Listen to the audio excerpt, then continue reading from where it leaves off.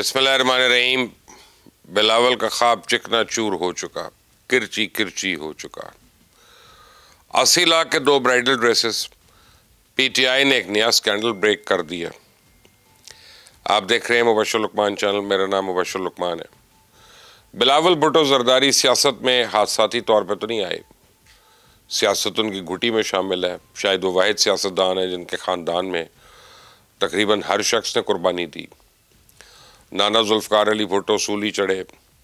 دونوں ماموں میر شاہ نواز بھٹو اور میر مرزا بھٹو پرسرار حالات میں جان سے گئے. والدہ کی بھرے جلسے میں شہادت ہوئی. والد نے ایک طویل عرصے تک جیل کاٹی.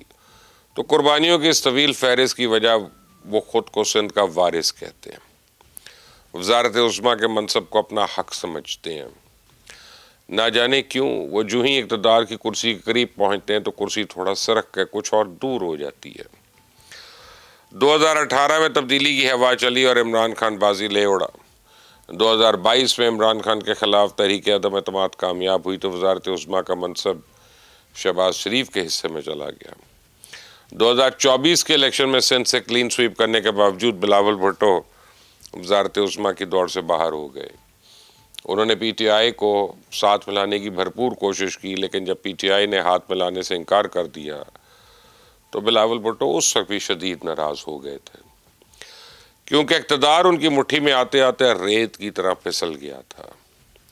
مجھے اچھی طرح یاد ہے جب پریزیڈنٹ زرداری نے اپنے اکلوتے اور ہونہار بیٹے کو سیاست میں باضابطہ طور پہ لانچ کیا.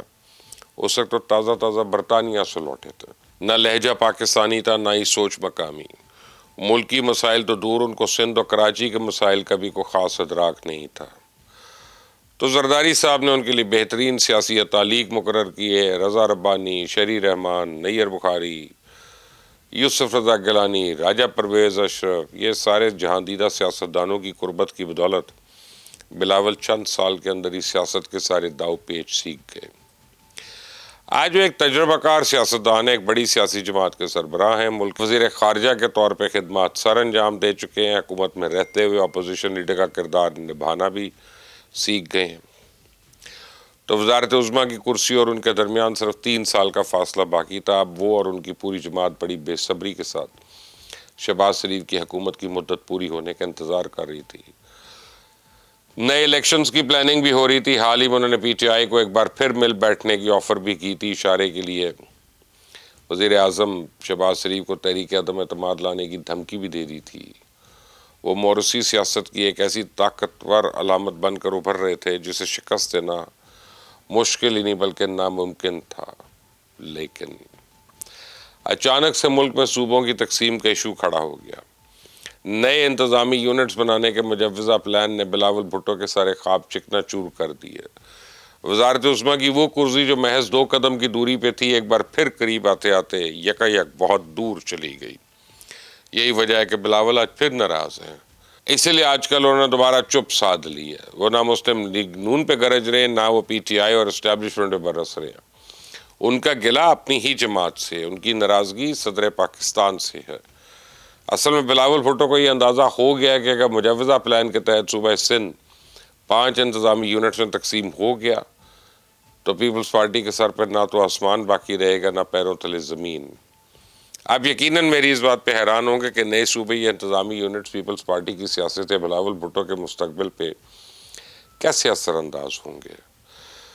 تو ذرا آپ سمجھیں, پیپلز پارٹی کی سیاسی طاقت کا اصل منبع صوبہ سندھ ہے. سندھ میں صرف پیپلز پارٹی ہی واحد سیاسی قوت نہیں ہے. پیر پگاڑا کی مسلم لیگ, فنکشنل لیگ بھی تقریباً 4 ضلعوں میں صوبائی اسمبلی کی 4-6 نشستیں ہر الیکشن میں نکال سکتی ہے. اس طرح قوم پرست سیاسی جماعتوں کا ایک پریشر گروپ بھی اندرون سندھ موجود ہے. سکھر اور لڑکانہ ڈویژن میں مولانا فضل الرحمان کی JUIF کا اچھا خاصا ووٹ بینک ہے. بدین میں فہمیدہ مرزا اور ذوالفقار مرزا, جبکہ خیرپور میں نواب آصف علی خیرپور پیپلز پارٹی کو ٹف ٹائم دے سکتے ہیں. اب یہ وہ تمام دھڑے ہیں جنہیں صدر آصف علی زرداری نے اپنی مفاہمت کی سیاست کے ذریعے پچھاڑا. کسی کو اپنے ساتھ ملایا, کسی کے گرد ایسا حصار کھینچ دیا کہ وہ چلتے ہوئے بھی آگے نہ بڑھ سکا اور تھک ہار کے خاموش ہو کے بیٹھ گیا. نواب آف خیرپور ذوالفقار مرزا پیر پگاڑا اس کی زندہ مثالیں ہیں۔ یہ لوگ عرصہ دراز سے خاموش ہیں، ان میں سے بعض تو وقتی طور پہ سیاست سے لا تعلق بھی ہو گئے یا لا تعلق کر دیے گئے، لیکن ایسا نہیں ہے کہ وہ سندھ کی سیاست میں اجنبی ہیں۔ ان سب کا اپنے اپنے حلقوں میں مناسب ووٹ بینک موجود ہے، وہ پیپلز پارٹی کا مقابلہ کرنے کی پوزیشن میں ہیں اگر ان کو لیول پلینگ فیلڈ ملے تو۔ وہ اندرون سندھ کے ہر ضلع میں پیپلز پارٹی کو مقابلہ ضرور کر سکتے ہیں۔ تو اگر آپ صوبوں کی تقسیم کا مجوزہ منصوبہ دیکھیں تو سندھ کو 5 انتظامی یونٹس میں تقسیم کرنے کا منصوبہ ہے۔ Number 1 Karachi, number 2 Hyderabad, number 3 Mirpur خاص، پھر سکھر، پھر لاڑکانہ، اور مجوزہ پلان کے تحت اگر کراچی اور حیدرآباد دونوں الگ الگ انتظامی یونٹس بن جائیں تو پیپلز پارٹی وہاں ایم کیو ایم پاکستان اور پی ٹی آئی کا مقابلہ کیسے کرے گی؟ اس طرح میرپور خاص ہے، مسلم لیگ فنکشنل کی جڑیں انتہائی مضبوط ہیں، وہ مسلم لیگ نون، ایم کیو ایم پاکستان اور پی ٹی آئی کے ساتھ مل کر وہ پیپلز پارٹی کو بہت ٹف ٹائم دے سکتے ہیں۔ رہ گیا لاڑکانہ اور سکھر، تو دونوں انتظامی یونٹ سے P T I, J U I F, M Q M Pakistan, قوم پرست جماعتوں کا ایک وسیع ووٹ بینک ہے۔ اگر ساری جماعتیں سکھر اور لاڑکانہ کے انتظامی یونٹ سے اپنی حکومت نہ بنا سکیں تو بھی وہاں پہ ایک مضبوط اپوزیشن بن کر ابھر سکتی ہیں۔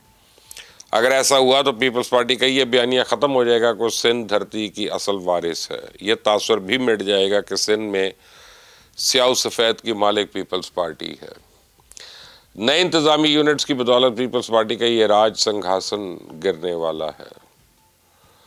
بلاول بھٹو زرداری کو جس ووٹ بینک کا زوم تھا وہ ووٹ بینک اب تقسیم ہو سکتا ہے، اور یہ تقسیم کسی سیاسی انجینئرنگ کی بدولت نہیں ہوگی بلکہ پیور آرگینک ہوگی۔ آپ سندھ کے ووٹر کو دوش ہی نہیں دے سکتے، اصل میں پچھلے کئی برسوں سے ان کے پاس پیپلز پارٹی کے ساتھ کوئی دوسرا آپشن ہی نہیں تھا، وہ مجبوری میں تیر پہ ٹپے لگاتے رہے۔ کل کلاں جب ہر یونین کاؤنسل میں پیپلز پارٹی کے مخالف ٹکر کا امیدوار کھڑا ہو گیا، ووٹرز کے ایک دوسری چوائس دستیاب ہوگی، وہ فیصلہ کرنے میں آزاد ہوگا۔ اور میں آپ کو گارنٹی دے سکتا ہوں کہ آپ سندھ میں سیاسی جماعتوں کا لیول پلینگ فیلڈ فراہم کریں، پولنگ سٹیشنز کو خوف و دباؤ سے آزاد کر دیں، پوری دنیا کو پتہ چل جائے گا کہ پیپلز پارٹی سندھ کی عوام میں کتنی مقبول ہے۔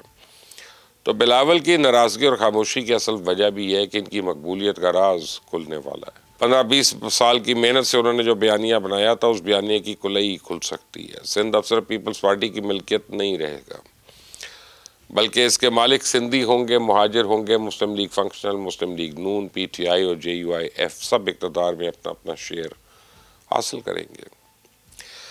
بہرحال مین وائل پی ٹی آئی کا سوشل میڈیا جو ہے وہ چند روز کے لیے جھوٹ کرنا بند کر دے تو یقین مانے ان کو بدہضمی ہو جاتی ہے، ان کی نیندیں اڑ جاتی ہیں، زبان کا ذائقہ خراب ہو جاتا ہے اور یہ بیمار لگتے ہیں۔ ان لوگوں کا پروپیگنڈا اس قدر زہریلا اور شرمناک ہوتا ہے کہ اچھے بھلے مضبوط اعصاب کے مالک کو بھی شرنگیزیوں کے ذریعے بلیک میل کر لیتے ہیں۔ ان کا طریقہ واردات یہ ہے کہ کوئی فیک تصویر، آڈیو یا جھوٹی خبر بناتے ہیں، پھر اس خبر کو سوشل میڈیا پہ سوالیہ انداز میں نشر کرتے ہیں، اس کے بعد ایک دوسرے سے اس جھوٹی خبر کے بارے میں سوال کرنا شروع کر دیتے ہیں کہ اب یہ کیا ہے، کیا یہ سچ ہے؟ 24 گھنٹوں کے اندر جب متعلقہ شخص کی جانب سے کوئی رد عمل نہیں آتا تو پھر وہ اپنی ہی فیک نیوز کو اٹھا کے اس کا ری میک کرتے ہیں اور اسے سچ بنا کر پیش کر دیتے ہیں۔ یعنی پہلے ایک افواہ اڑائی، پھر اس افواہ کو وائرل کیا اور اگلے روز افواہ کو حقیقت بنا کر پیش کر دیا۔ اب یہ ماڈل پچھلے کئی سالوں سے بڑی کامیابی کے ساتھ چلا رہے ہیں۔